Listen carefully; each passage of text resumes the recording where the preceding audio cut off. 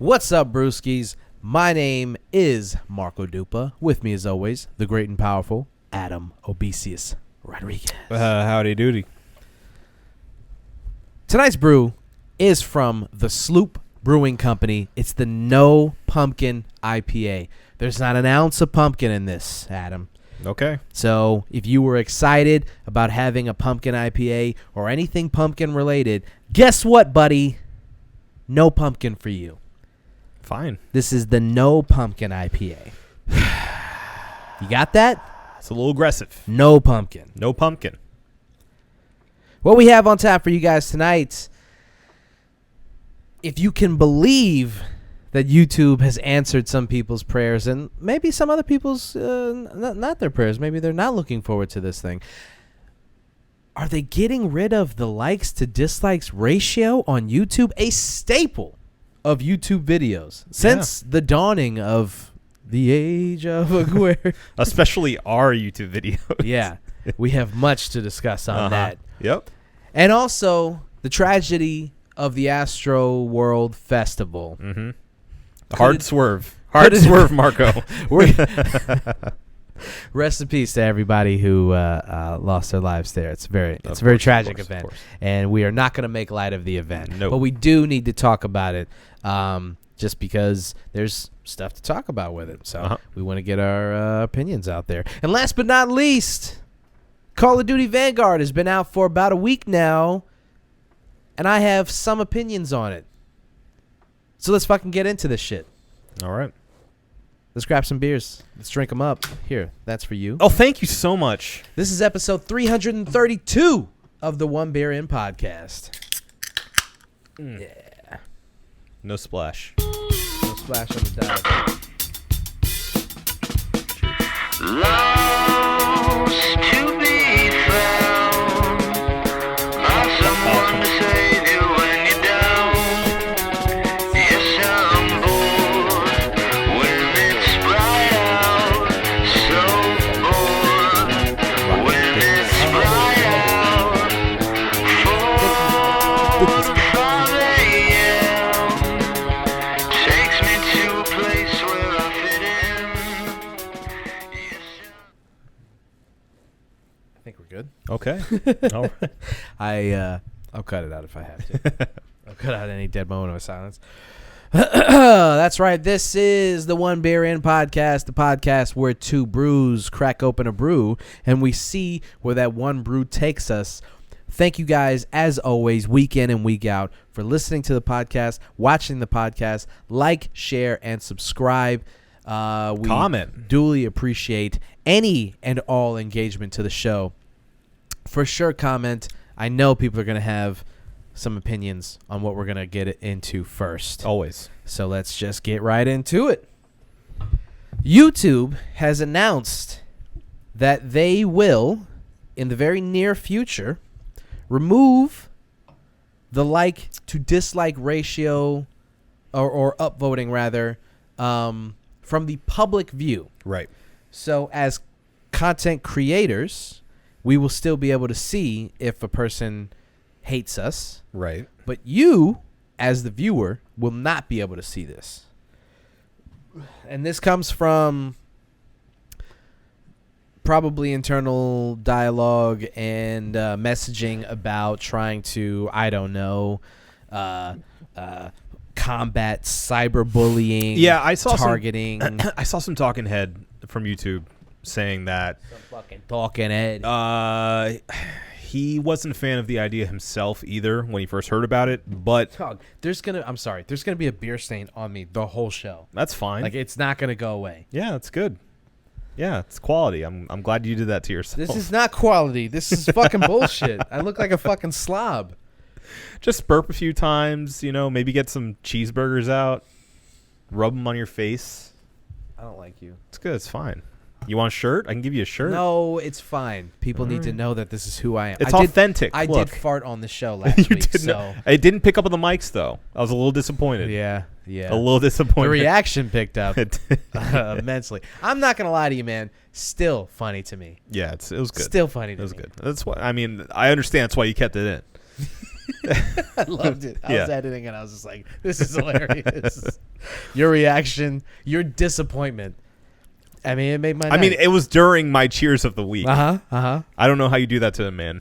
I didn't do it on purpose. Well, you still did it It anyway. was not, I'm not going to say it was an accident. Obviously, it wasn't I'm not a baby. But I was getting to a point where, like, I was getting, you know how you hold a fart, like Yeah, when it you're was at hurting. work? Yeah, you get to that point where your stomach is like, why are you doing this? Yeah. You're a grown man. Just let it out. It's like first date. Yeah. Yeah. Yes. Yeah. Yes. And your stomach is going, blah, blah, blah, blah, blah, blah, and you're like, I can't do this. Please. Please.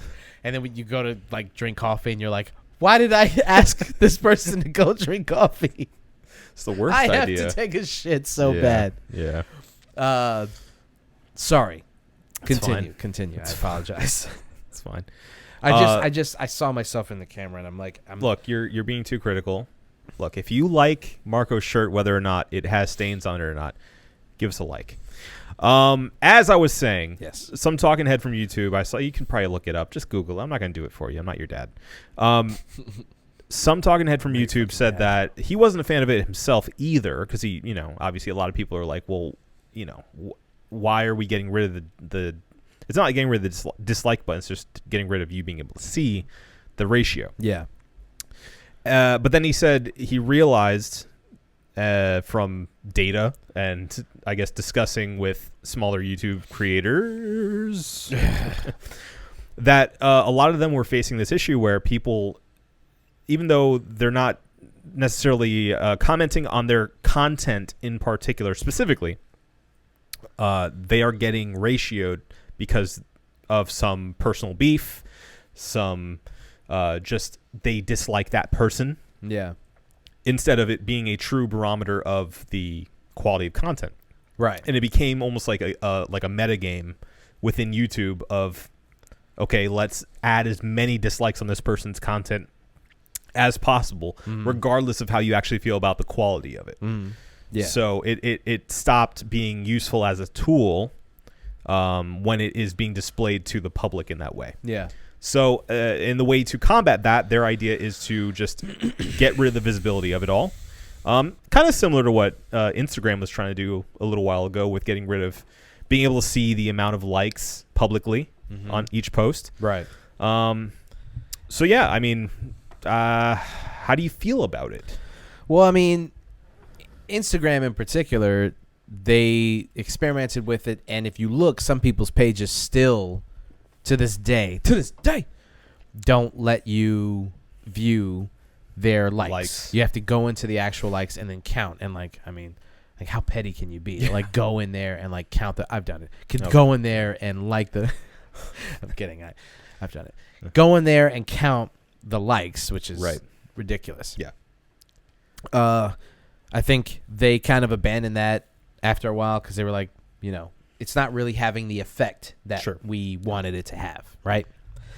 For YouTube, I mean, do you want to, like, full disclosure? Sure. I mean, we've been open about it before. So we've had, it was at this point, it was like, what, a couple of months ago now? Maybe The long- episode yeah, that maybe like 3 months ago.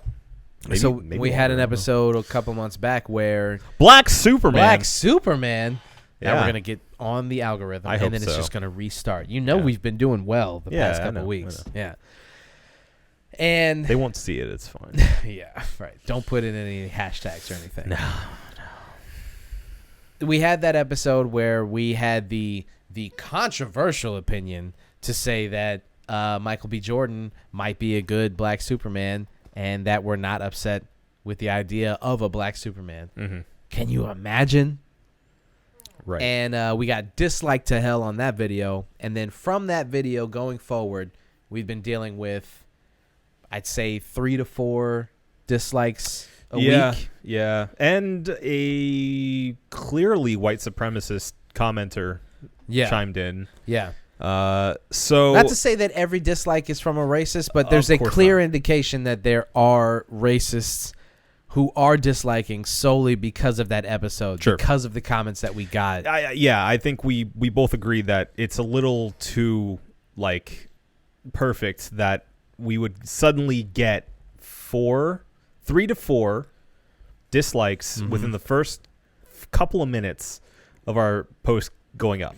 Yeah. So a little too convenient. Yeah. A little too convenient. Little too convenient. So, I mean, maybe they just really disliked us. They could. I could see that. That could be a thing, if too. If they were upset about black people, it's two brown guys hosting a show. I'm sure that they're not happy about And that. together, we're black, maybe? Is that the math? Is that how that works? You know, if it's enough brown and you just, rake that crayon over the paper enough, it'll turn black at some point. Guess so.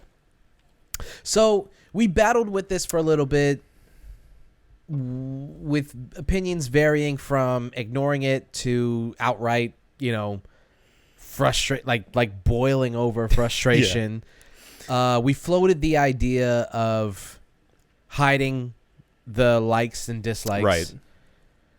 Which is and so the reason that I bring this up, obviously for full transparency, but also because we as smaller creators did play with the idea that YouTube is now committed to. Sure.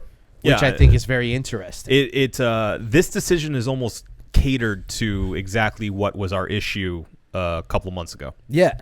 Which is the fact that if you're a small creator, it only takes a handful of people to say, fuck them. And it could really, I don't want to say ruin your reputation, but it just doesn't look good. Right. Just didn't look good. Just didn't put our best foot forward, if you will. Yeah. As far as our perception. Right. Excuse me. So, my opinion on it is, I mean, it was. It's the same opinion that I had on us hiding our likes and dislikes, which is that, to me, it seems a little cowardice. But I understand why and why you would do it, why we would have done it, and why they're doing it now. I get it, because the internet at this point is just this tool that people use to just fuel their hate. Sure. And then they can funnel it and weaponize it in ways that you couldn't do years ago. In such very petty ways. Yeah.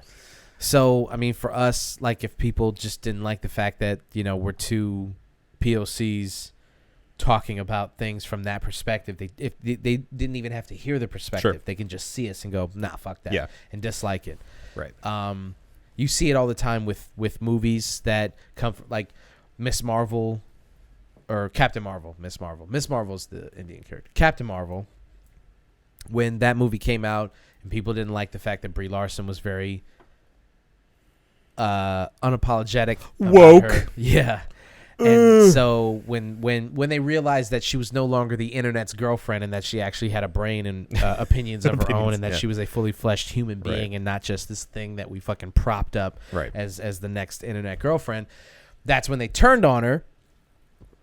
And Captain Marvel got review bombed. I don't know if that was the first time I'd ever seen it, but it was one of the first times, one of the big times that a movie had gotten review bombed solely based on the fact that people just didn't like the press and didn't like what was coming from the actor behind the film. It wasn't about the movie itself. It was about the actor and what she was doing on the press junkets.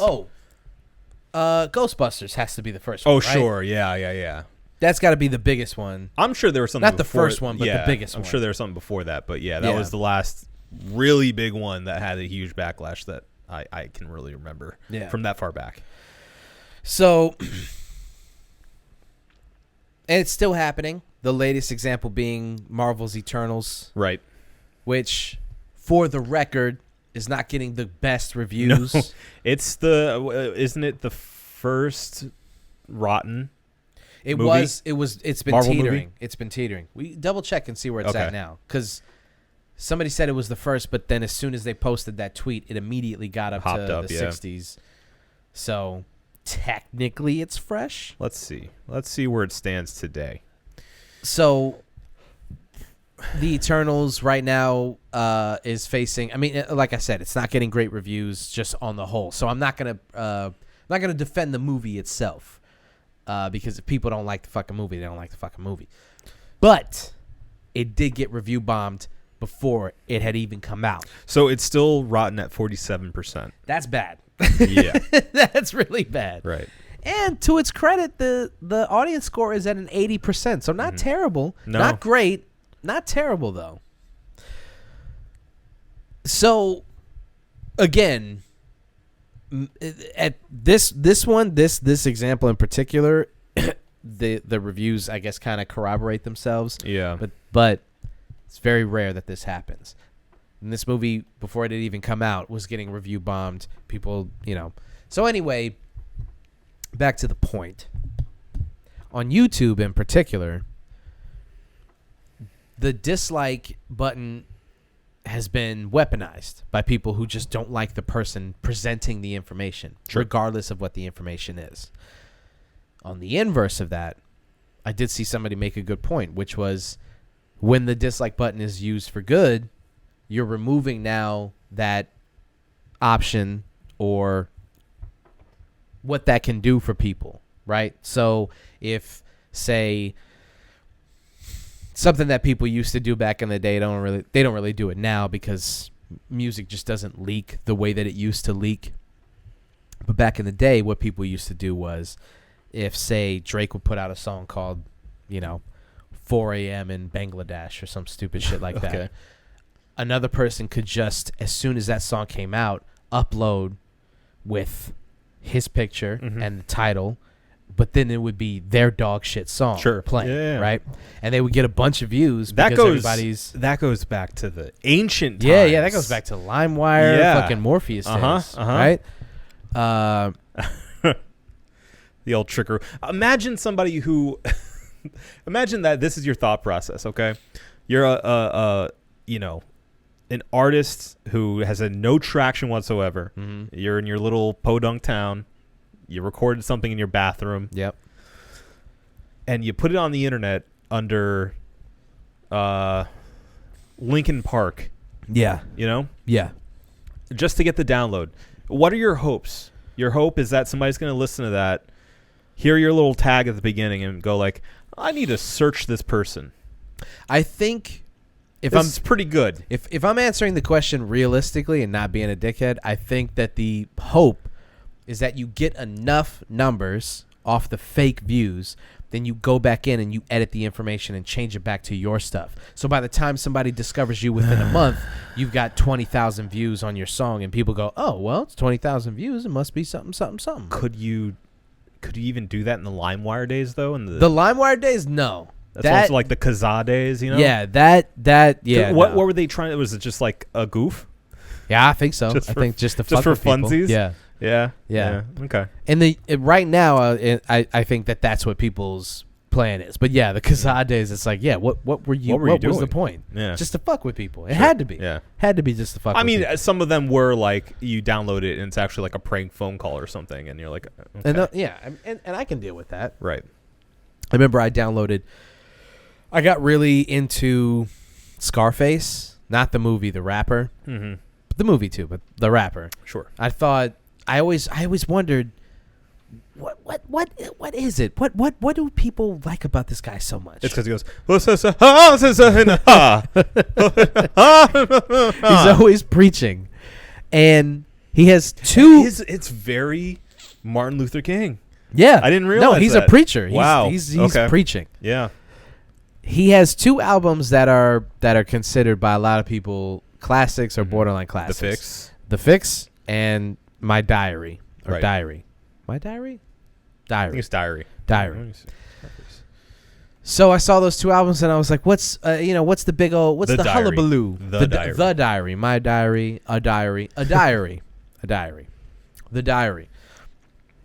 And I always thought, like, what's the hullabaloo with this guy? This is obviously I'm a fucking kid. So I downloaded his single from The Fix, My Block. But the version that I downloaded was the first verse, then the chorus, then the first verse repeated for some unknown reason. Oh no! Some person was like, "You don't get the whole song. Yeah. I'm just gonna repeat the Here's first a verse sample. twice, right? This number." And so for a long time before I actually bought the album, because I eventually ended up buying the album, Sure. I thought that he just repeated the verse. Oh. Because songs do that all the time. They just repeat the verse. They get a good verse and they're like, this is good enough. We're Do it just going to again. repeat this. A lot of R&B songs are like, I'm just going to sing this in a different key. Mm-hmm. And then, that's enough. Yeah. Add an effect to it. It's fine. So for a long time, I thought, I guess he just repeats the verse. It was so good. He had to say it twice. Incredible. And so I knew just the first verse by heart. Yeah. And then imagine my surprise when I bought the album and I was like, there's a whole other verse to this. There's two more. Maybe that was like a weird, really early guerrilla marketing tactic. Like maybe maybe he leaked it. Yeah. And was like, this is a sample. Yeah. If you like it, go out and buy the album. Right. But all you get is the first verse, and we're gonna repeat that for like 6 minutes. Can you imagine if there's more to the song? Well, imagine no longer. Buy the album. Go to FYE, buy it for $17.99. I did. Yeah. I did. And the fix, I don't know if you know this. It had really cool very cool packaging. yeah. So it was one of those, I forgot what they call it, but it's like a fold out album. It wasn't a jewel case. It was a fold out. You pull the packaging out of, it was like a sleeve. And the liner notes were in a bag, in a little dime bag. Yeah. Yep. You take that out, and it was a little bag booklet, like this yeah. big. And you get all the liner notes. Mm-hmm.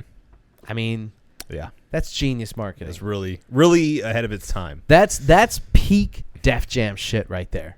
Yeah. Where Def Jam was like really going for it. They had this moment where in the like late 80s to early 90s, they obviously had like big names or whatever, but like mid to late 90s, they had this time frame where they were like doing really cool shit. Yeah. Ghostface, Redman, Method Man, Scarface, Capone and Noriega. Yeah, that shit is fucking killer, man. Yeah. That shit is killer. They were doing really cool shit. Yep. You wouldn't believe how badly I wanted to get signed to Def Jam when I was a kid. I just thought, like, that's the perfect place to be. I didn't even rap, and I wanted to be signed to Def Jam. They were just an entity that you want to be a part of. Yeah. The way that they did things, the way that they presented themselves is like they were like the mecca of hip hop. And not just old school hip hop, but like cool fucking like they were still in the zeitgeist. They weren't looked at as like the old head label. No. They had a reputation of, doing really cool, really in the now But shit. they had the prestige, though, that a lot of other record labels didn't have. Right. But they blended that well with, like, a little bit of street credibility, too, from the artists. It wasn't like a Ruckus Records where it's like, You know what you're getting with a Ruckus Records. Right. You know exactly what you're going to listen to, no matter what the fucking name Yeah. is. But with Def Jam, it's like it is the best of both worlds, really. Yeah. So, how the fuck do we get to Def Jam? That's a very good question, my man. I don't know. Anyway, let's get back to YouTube. Okay. My final... I remember. It was because we were talking about people putting up fake names. Yes, and then we got to Scarface to Def Jam. Okay, Right. all right, we're good. Right. My final opinion on it is this. You just fart. I got to bring the mic over this time. I think that I am interested to see how this experiment goes. Yeah. To see what happens to not us, but like the larger creators, how they feel about it, what's going to happen to their reputations, or if it has any effect at all. Yep. If it doesn't have any effect even in the slightest, then, maybe they shouldn't have had downvotes and upvotes to begin with. But whatever. We'll cross that bridge when we come to it. I believe that instead of giving up on something like that, there should be a more robust system in place to verify things like that. You shouldn't just be able to, and we talked about this maybe off mic, but the number one thing that I said that would combat mass downvoting is you had to have a page and you had to comment. Yeah. You couldn't just go in, downvote, and then keep it moving. You can't have an anime picture as an icon. You can't have an anime picture. You're not allowed. That's Right. that's off limits. Right. Or Sonic. Yeah. To me, that would cut down on at least a good portion of the people who are just like, I'm going to make a page today. I'm just going to downvote and keep it moving. Yeah. You would have to have a verified page, which is not that hard. You just enter your information. You get the email, verification, yada, yada, bing, bang, boom. You got a page. And then you have to comment. You don't get to just dis or downvote and then move on. Right. Something. Do something. This feels like they're giving up. This Yeah. doesn't feel like they're combating what's going on. This feels like they're giving up. But it might be a simple solution, because that same talking head that I mentioned earlier also said, well, a ton of other platforms never had an upvote downvote option. Yeah. And they seem to be all the better for it. So, of Yeah. course, there are reasons that upvote and downvote are important and have their uses, but if the majority of the time they're being used, or they're being abused, I should say, then, get rid of it. I don't care. Yeah. That's fine. I mean, it is helpful in the fact that, like, if you're, and actually I'm kind of cribbing this from Philip DeFranco, but he mentioned that if you're looking for like a do-it-yourself video or like a how-to, and you notice that this one video has a ton of downvotes, or is like kind of 50%, you're like, okay, well, a lot of people had issues with this, so I'm not going to go to this person for advice. Right. Yeah, I guess you could say that about kind of anything. So there is functionality within that, but I think we'll get by just seeing how many people like it and reading the comments. Yeah. And that's No, it. I mean that's kind of the point that I guess I didn't really make as articulately.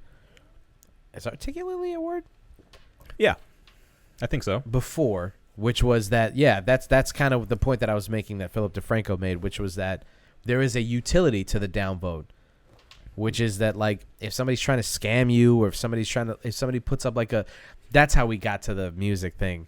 I was just using that as an example, and then we went drifted down off the road. Into I Scarface. just meant to use that as an example. But there's other things, such as what you just referenced, which is if I'm trying to fix a sink and some dickhead posts some video on YouTube, Right. and that's not the way to do it, and there's a bunch of people who know what they're doing who downvote it to warn people to not listen to this guy, you remove that option. Now you're putting the onus on the viewer to have to sit through the whole video and go, I don't know about that. Yeah. Which is not a bad thing. Sure. You're asking people to do a little bit more work. Or simply scroll down to the comments and go, okay, well, the top comment here is saying this guy's doing it wrong. Yeah. That's a bad sign. How many people are just going to go in, comment, and say, use me as a downvote? And then just get millions of upvotes. I wonder if they're going to ban that at some point. I don't know. We'll see. So your opinion on it is what? That it's a bad idea, good idea? I think it's fine. And that's not just because obviously we were kind of subject to the exact abuse that they're trying to combat here. I don't really care as long as I'm still able to see at least some kind of metric as far as how people are receiving the video. I don't need to what's see the the metric? downvotes. The metric's the upvotes. Reading the views? Upvotes. Well, I thought they were getting rid of both of them. I think it's just the downvotes. Oh. I think you can still see likes. I just don't think you can see dislikes. If I'm incorrect, write it in the comments. But that's my understanding of it. That's my understanding of it. Either way, I think that, as long as you take some context clues from the videos, you should be okay. Yeah. But we'll see. Mm-hmm. I think it is important for them to keep the upvote clear for the audience, because that's at least a metric that is in no way negative, but also shows, how good the thing is. Yeah. I think that's a fair balance. If they're going to get rid of anything, get rid of the downvotes. Yeah. Just my opinion. Yeah. Well, we will see. Excuse me. We will see what happens with that. Obviously, if you're watching this on YouTube, in the coming weeks, you'll see our likes to dislikes disappear.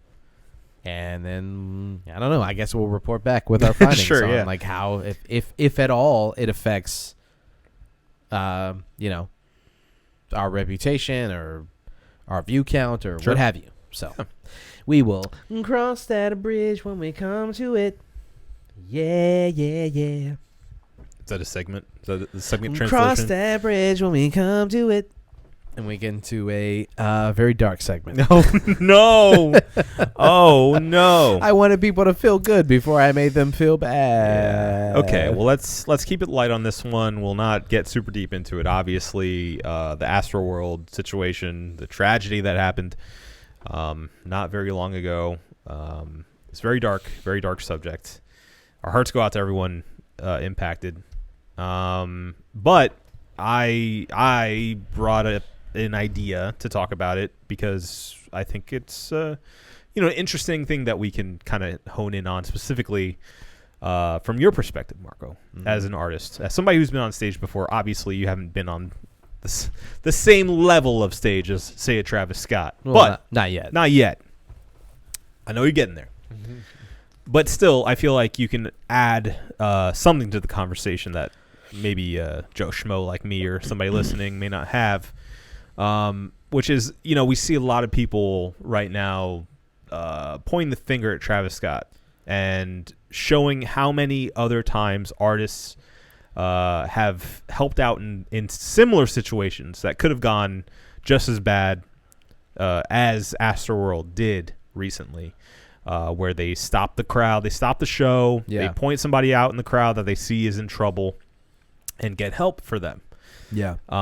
Travis Scott did not do that. I mean, he did stop it a couple of times during the show from what I've seen, but never enough to actually make a difference.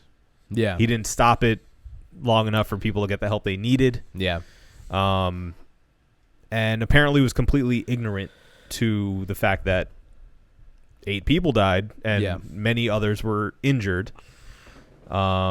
So I'm just curious from your perspective as someone who has experience on stage, what do you think about that criticism of him? Do you think that, he could have seen something happening? Is that his responsibility? How liable is he versus maybe the people who set it up, the event itself? What would you have done in that situation, I guess is my question.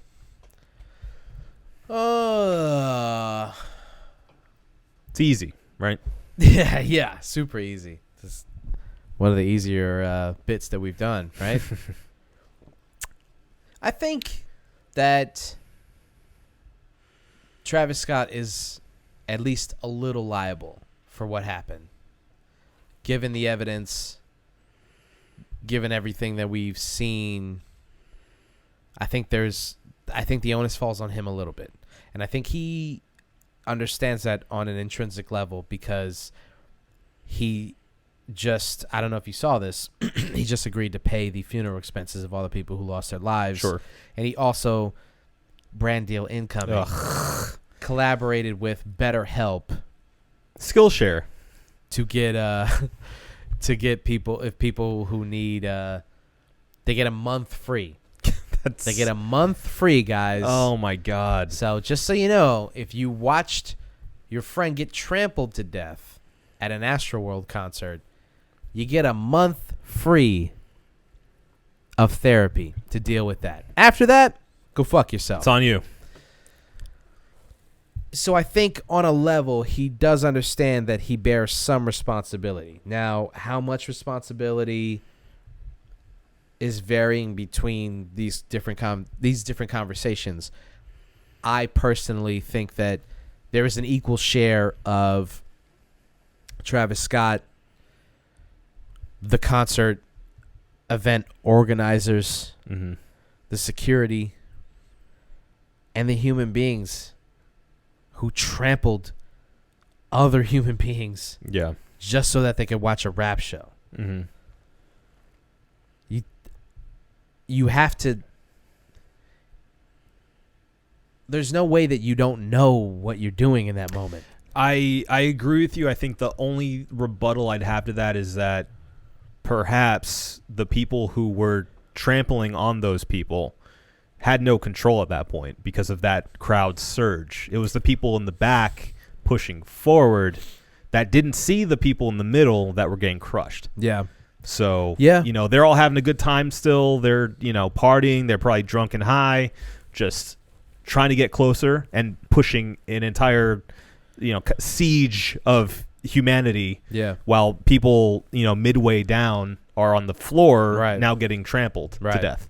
No, it is a tragedy. It's a disaster. And it's like, unless you're sitting there in that moment, if you're somebody who's flying a drone watching this happen, there's no real way to tell what could have been done differently in the moment to have saved more lives. I do believe that he could have stopped the show.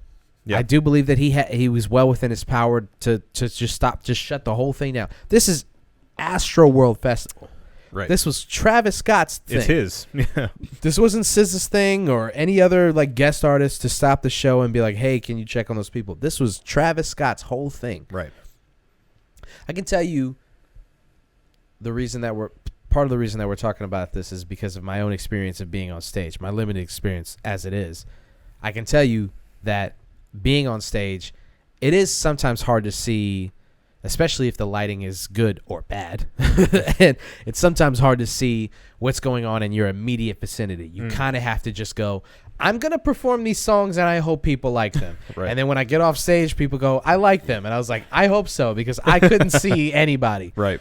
But then sometimes I would hope and believe that this is such a professional production that he wouldn't have to deal with something that a lowly artist had to deal with in some fucking piece of shit dive bar stage, right? Well, I mean, there's footage of him on like a crane, right? In eye shot of some of the emergencies happening, right? So it's that part is hard for me to reconcile with, where we sit here and convince ourselves that like, well, what was he supposed to do? He was performing. How is he supposed to know that this thing is happening all the way over here? It's kind of hard for me to reconcile that thing, especially because he has such access. Yeah. So many resources to kind of deal with these things. And also you see the footage of people, like all you needed was one other person to be decent. Yeah. People, I saw one video where the girl, she gets on the platform and she's screaming at the cameraman and people are like, what is he supposed to do? He's just the cameraman. I don't know, man. Anything more than what he did. Sure. Anything more than what he did.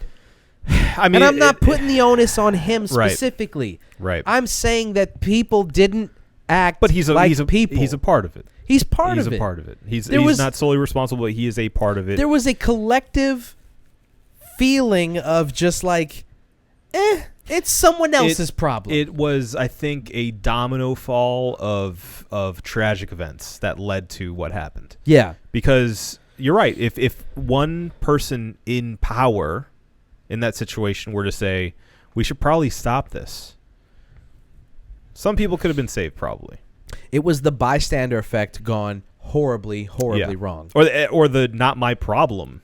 Well, isn't situation. that the bystander effect? Really? I guess the so. next person going, I guess someone so. else is going to do something about this, so I don't need to. My assumption with specifically the camera guy, was that he's like, okay, I don't see anything happening. This chick's probably drunk or something. It's probably not as big a deal as she's saying right now. I'm trying to do my job so I don't lose it. Yeah. And that's it. But see, the thing about that is, because on one hand, I see what you're saying. Yeah. I understand what you're saying as a guy who, I mean, we live in a capitalistic society, and I get that. Right.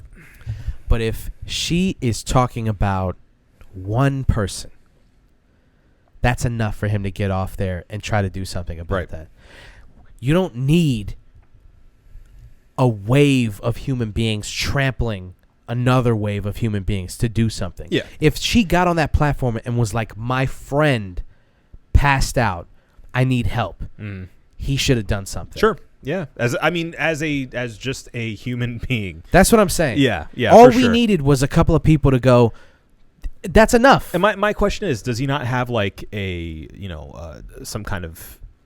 some way of contacting someone higher up? There's no way he didn't have a fucking walkie-talkie on him that just, his cell phone, text somebody. Yeah. Text the manager, say like, look, this chick's freaking out here. I don't know what's going on. He's the cameraman of the show, so there's no way he's not in constant communication with the production team. I mean, because he has to be. He may have had headphones on at the time. I don't remember the footage, but he may have had literal headphones on at the time. But probably speaking to a director in an office somewhere. He has to be. Yeah. He's filming the show. Right. He has to know when they're cueing to him. Yeah.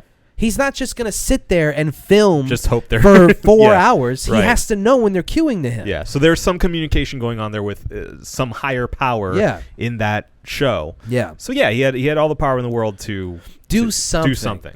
And that's the thing. Everybody could have done more than what they did. Right. So it's a tragedy, and it's a nightmare. Like that's a legitimate nightmare scenario where you're trying to get help but you can't. It's one of the reasons why a lot of people don't go to festivals. Right. This is like when I see things on the news where they're like, tragedy struck today when a roller coaster went off the rails. And I'm like, dog, this is what I'm talking about. Yeah. This is exactly the thing. This is exactly what those people who don't go to like Bonnaroo and shit, this is what they say. They go, this is what could happen. Mm-hmm. And for the record, I mean, listen. Look up all this information on your own time if you want to. There's a lot of evidence that says that Travis Scott really doesn't give a fuck about this kind of shit. That his whole thing is, you come to my show, get ready to rage. Right. We're going to have a crazy time. Well, and that persona is doing him no favors right now. Yeah, especially not now. Because how he going to... Did you see his apology video? Oh. Bro. Can you call it that? Bro.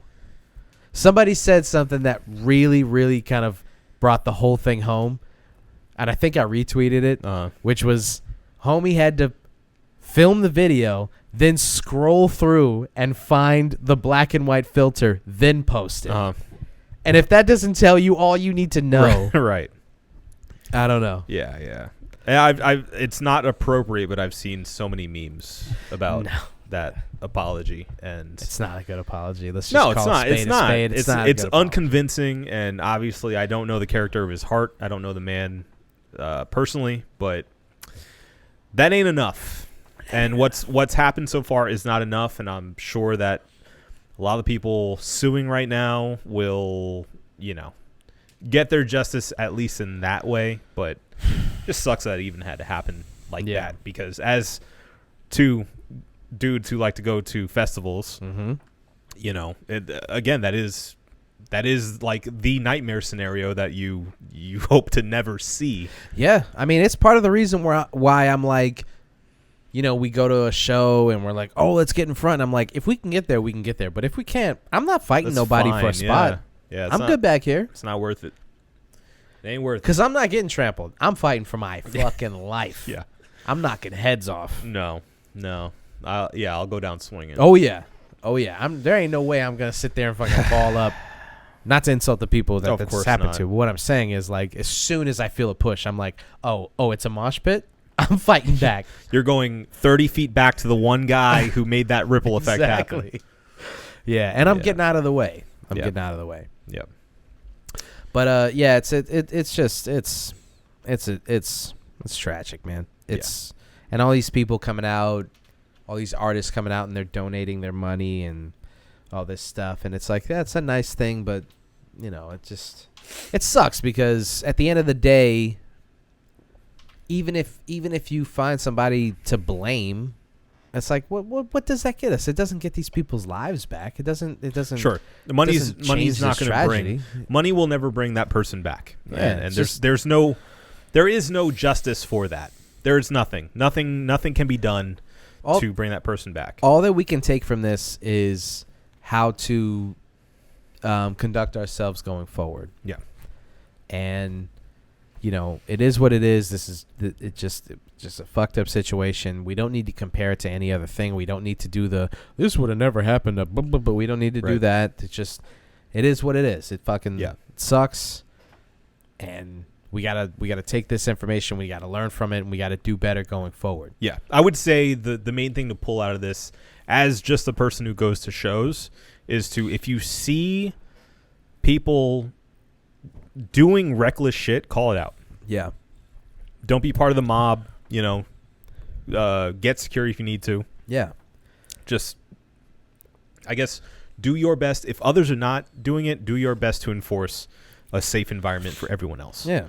Pretend all like you can those do. people that are falling down and not doing their best, and like pretend like those are people that you love. Right. You know? Right. For a second, just Right. pretend like other human beings their lives are worth it. something. Yeah, it's weird. Can you imagine? Also, it's not a satanic panic situation. No. So let's What maybe. is that about? I don't know. I'm so disappointed in our generation for doing it again. Again. How many times are we going to do this? We're definitely not going to do it again. We're not going to do it again. I hope not. We're not going to do it again. Snapchat has started blocking the satanic panic posts, blaming devil worshipping for the deaths. Well, there was that one dude who was going around, like, I guess, stabbing people with drugs. Which Doesn't make him a I devil worshiper. I don't know if that actually happened. That Yeah. seems like BS to me. I don't know. That one, that's a wild one. That seems that's a like wild BS. one. I don't know if that actually happened. Can you imagine? don't. Like all of this chaos, and this guy was like, "Oh, you know, Now's what else the this time." needs? drugs." And he's just stabbing people. And the security guard was like, "What the fuck?" Yeah. Let's change subjects because yeah, like let's- I gonna start joking, and then like a bit's gonna go too far. and Yeah, probably. we're gonna go- Probably. Smart move. All right. Last but not least, we have to talk about one of the biggest games coming out this year. One of the biggest names in One games. of the biggest names in games, and that is Call of Duty Vanguard. We talked about it a smidge Yeah. with a Call of Duty versus Battlefield episode, and now we finally have just a taste of what we're about to experience with Call of Duty Vanguard versus Battlefield 2042. Yeah. Well, specifically, you, sir, have a taste. Right. So I need to ask you, first and foremost, what got you to take the plunge back into a Call of Duty? All right. Here's the thing.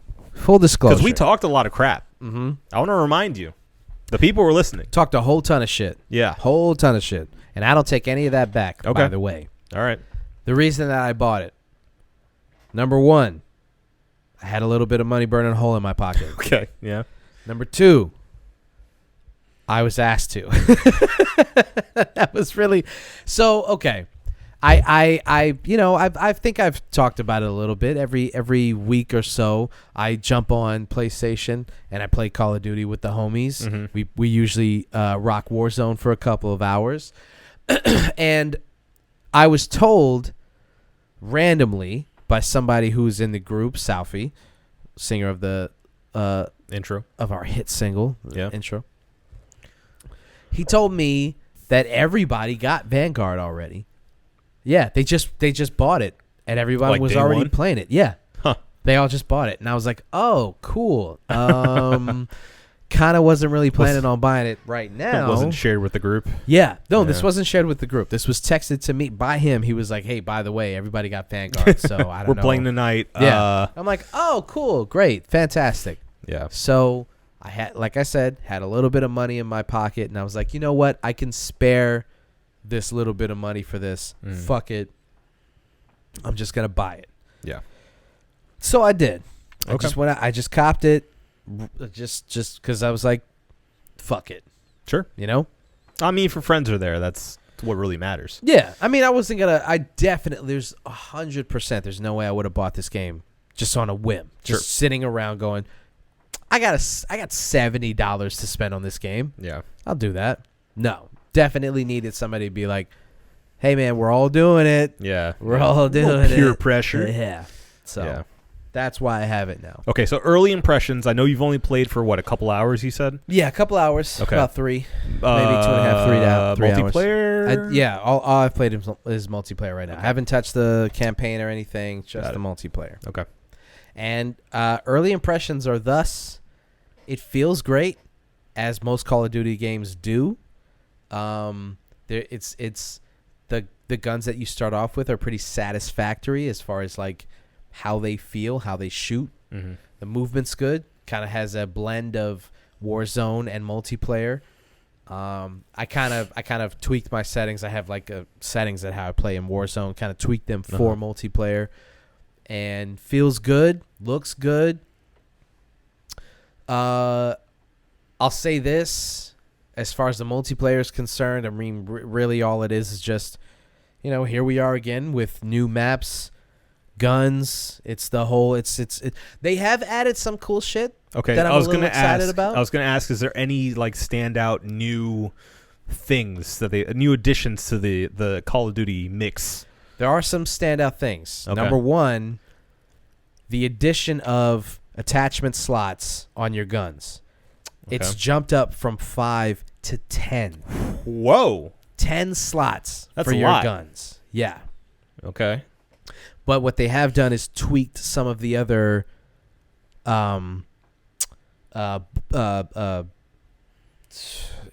spacing on the Like perks? perks. Mhm. They've tweaked some of the perks. So like now you have to have the perk to say, for example, see a person show up on your mini map when they shoot.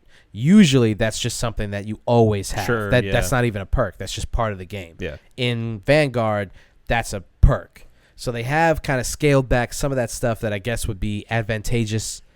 They've scaled it back so that, it's a little more balanced. Right, We're going to see how, obviously this game is in its infant stages, so we'll see how all of that stuff really pans out. Yeah. The big thing, 10 attachments is wild.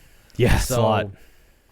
Magazine, like type of shooting. They have 2 new categories of proficiency and a kit with all this weird shit that you can throw in there. So it's wild. The other thing that they've changed is the I don't know what it's technically called. I think it's pace of play. Okay. Or just pace. Mm-hmm. Wherein you have 3 different ways you can play the game, and it changes with each different pace. You can play it pretty casually.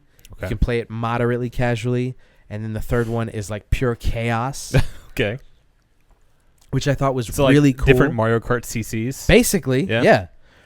And I thought, wow, okay, you're kind of expanding not only because there's no way to change the difficulty in multiplayer, but changing the pace sort of changes the difficulty, because if you lower the pace, you can feel it, dude. You Yeah. feel it immediately, because we were in a we just jumped into a rotation of games where the pace would change with each game. Mm-hmm. So like you'd go one game where you're like, where the fuck is everybody?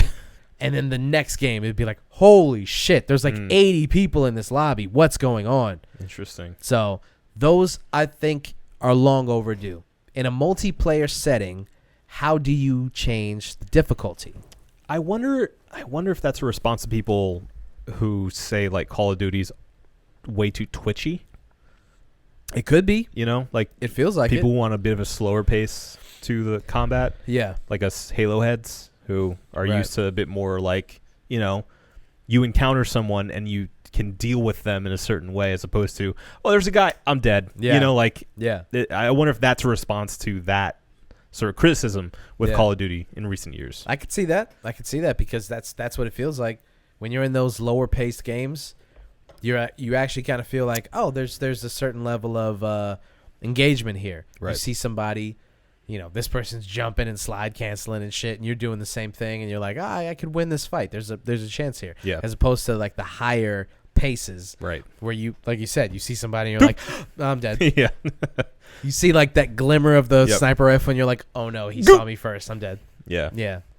So that's really fun. It feels pretty good. The main criticism that I would lobby against this game is that something that hasn't happened yet, but my anticipated criticism of the game, which is that the only reason that we're here is to add shit to Warzone. Sure. Of course. And to just destroy. So here's the thing. 10 attachments in Vanguard. Currently, there's only 5 attachments in Call of Duty, Cold War, and Modern Warfare. Yeah. Those are the guns that are available in Warzone right now, are Modern Warfare and Cold War, right? So inevitably, when the World War II guns get put into the game, let's say I have gotten used to the gameplay with 10 attachments on my gun. Right. Either Warzone is going to scale back those attachments and go, this is what you have to do because you're playing in Warzone, you have to change your attachments. Or they're going to completely obliterate all other guns other than Vanguard. Yeah. And they're going to say, if you don't buy Vanguard, you don't get to play Warzone because you're going to be at a stark disadvantage to everyone else. Yeah. And I don't like that because it's borderline could be classified as pay to win. Sure. If you think about it. Yeah. You're not saying they're literally going to stop you from playing the game. It's just that there's no sense in you even trying if somebody else has double the amount of attachments. That's exactly what I'm saying. Right. Well, and then also, too, how is again, you said they kind of nerfed some of the features that you normally have. I think that those things will come back in a Warzone only, quote unquote, perspective. Okay. Where, somebody shooting should show up on the minimap, and it will always show up on the minimap in Warzone. That makes me think, though, there's no way to bring back those, sort of general features without nerfing some of the 10 attachments you have. Right. I would think that in order to balance it all out, they'd say pick 5. Yeah, but how do you do that? How do you go into the game? How do you say, here's the guns from Vanguard, but in Warzone, you only get 5 attachments? What 5 attachments? Do you stick with the 5 attachments from the previous games? Why would you do that? Only because those are the first 2 games that have come out since Warzone has been out? Or why wouldn't you bump up, to 10 attachments for the other games? Would you update the other games? Can't do that, right? But there's certain things in, one example is an attachment where you can bump up the hitbox of the critical area of this gun. So basically from the neck up is the critical area in most video games, and you can bump up the damage if you have this attachment. Do you just remove that? Why would you even have it in the game if you're going to remove that for Warzone? Yeah, I guess that's a good point. I think if they were to go a route with that in mind, they may just have you update all of the other guns, the current guns available, to 10. Yeah. And just make that the standard. Yeah. But on the other hand, the only reason there are 10 is because they did nerf all the other features. Right. So it may make more sense, actually. Let me strike that from the record, to go and make those 5 instead of 10. Yeah. Because, first of all, there are fewer weapons they have to now update. There's only the new ones from Vanguard. Yeah. Which, come to think of it, I'm sure a lot of those weapons already are featured in either of those 2 games. I know the PPSH is for sure. Yes, but see what they do, which is, again, fuck you, Call of Duty. They do, here's the Cold War version of the gun. Oh, stop it. Yeah, no, really? And they're different guns. Oh, God, that so sucks. the MP5, for instance, super popular for Modern Warfare, got nerfed, but the Cold War version of that gun is super high tier. God, that sucks so much. Exactly. That's so confusing. The PPSH, for instance, yes, you're right. It is in both versions of the game. When you see it in Vanguard, it'll say Vanguard version. I don't like that. It could be all so simple, Adam. Yeah. They could just say, here's the MP5, it is the MP5. Right. But instead, they're like, here's that version, this version, and that version. I mean, I guess it makes sense because they want you to buy every single game. That's what I'm saying. That is the point that I'm making. And we've come full circle, folks. That is what they want. They want you to have all 3 versions of the game. They want you to run through, because here's the thing. When they buff and nerf these guns, they go back and forth between the Cold War guns and the Modern Warfare guns. So they go back and forth. Now, the prevailing thought is that they want you to use the Cold War guns more than they want you to use the Modern Warfare guns. But they have gone back and forth between both versions of the game and nerfed and buffed, so on and so forth. So they want you to have them all. They want you to have them all. Yeah. They're forcing you to buy the game. And so part of the reason that I bought Vanguard, and I know that this is just me being a simp for these games, is that just to keep up. I know, that's it. I know that I'm gonna play Warzone. I like the mode, and I want them to improve it. And if the level of play improves, and they actually do get rid of the cheaters and stuff, Warzone's awesome. It's so much fun.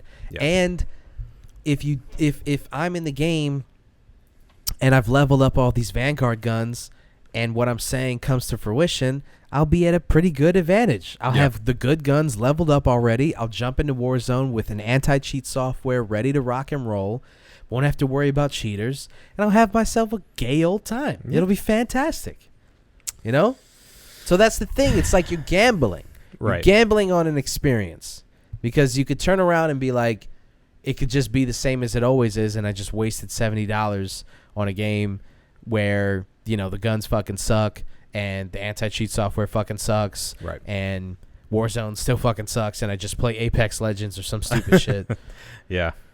I'm gambling on the off chance that they do listen to their fans, and the only thing that I had to do was buy a game that I kind of didn't want to play with the guns that I kind of didn't want to use. You're not necessarily paying for the game, the new game. You're paying for the features it unlocks in Warzone. The way that I look at it is I paid $70 on DLC for Basically. Warzone. Kind of. I mean, you have a bonus campaign if you're ever bored and want to see what that's about. Yeah. You have multiplayer for Vanguard, which, you know, could be fun.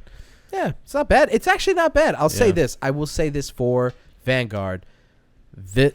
It's fun so far. I've only played a handful of maps, mostly Das Haus, and that's like their containers map. It's just chaos. It's super small, and like every corner you turn around, somebody's killing you. Yeah. But it's fun.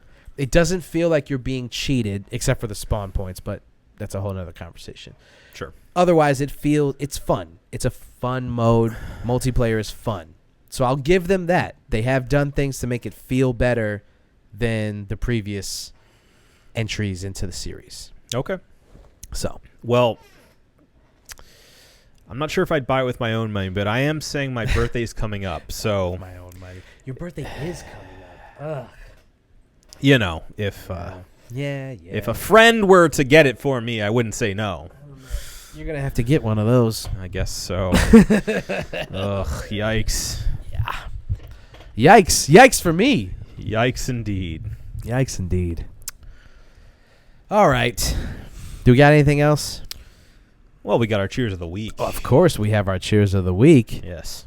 Well, then let's get right into it. All right. You know what you're cheersing? I do know what I'm cheersing. I kind of don't, so I'm gonna let you start. Well, I'll go first. Yeah. That's a good idea. My cheers of the week is for the Criterion Collection. Wow. I have spent way too much money on DVDs and Blu-rays in my time from the Criterion Collection. If y'all don't know, it is a cinephile's a dream. It is a company that re-releases, reprints at the highest quality. A lot of movies that have gone underappreciated, some modern classics, and they're incredible. They have a streaming service, I think I mentioned in maybe the last episode or the episode before that. But I've had just a really good time going through the movies that I've recently bought from them and having a little kind of film class of my own. I've seen Mona Lisa. Yeah, I mean, not just your own. I mean, I've gotten an education. Oh, sure. Recently, I've seen Mona Lisa with Bob Hoskins and Michael Caine. Deep Cover, Lawrence Fishburne and Jeff Goldblum. Incredible. The Battle of Algiers. Very moving. And Amores Perros. Which is also incredible. Increíble. So, any film dorks out there, we were just talking about really cool packaging, and they're the best. They're currently the best at packaging for all the movies you didn't know you were going to love. Yeah. So, highly recommend it. It's a little more expensive. Wait for their 50% off if you can. They have 50% off deals about 2 or 3 times a year, I think. So wait for those little moments. I think there's one going on right now, if I'm not mistaken. and check out what they got because it's so good. It's very good. Okay. I honestly don't have one. You have to have something. What are you grateful for? I'm just feeling like really negative. It's okay. It's fine. Just feeling It's like- okay. But the thing is, this entire segment is supposed to get you to find something, even if it's very small. You grateful for the breakfast you had this morning? Is it the breakfast I had this morning? a nice turkey sausage or something? Didn't even eat breakfast today. Oh my god! You know what I had today? I had Taco Bell. Even though I told myself that I'm done eating Taco Bell. That's fine, I Had guess. Nothing else. I don't know if that's a good breakfast. It's not a good breakfast. replacement. Well, it wasn't breakfast. I mean, it was like 3 o'clock in the afternoon. Okay. It was not good. I haven't had a good day as far as eating is concerned. Okay. It was bad because that's all I've had is beefy cheese burrito, Okay. Chipotle chicken melt, All right. and a Doritos Locos taco. Hmm. And that's it. That was my meal today. Okay.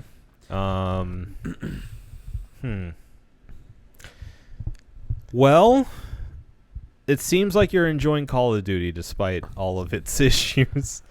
Do I cheers to Call of Duty? I mean, you could if we're in desperate need. I'm trying to find something. Man. I know. You haven't told I me feel you. I'm Anything trying to else? think of all the things that I'm feeling grateful for and positive about.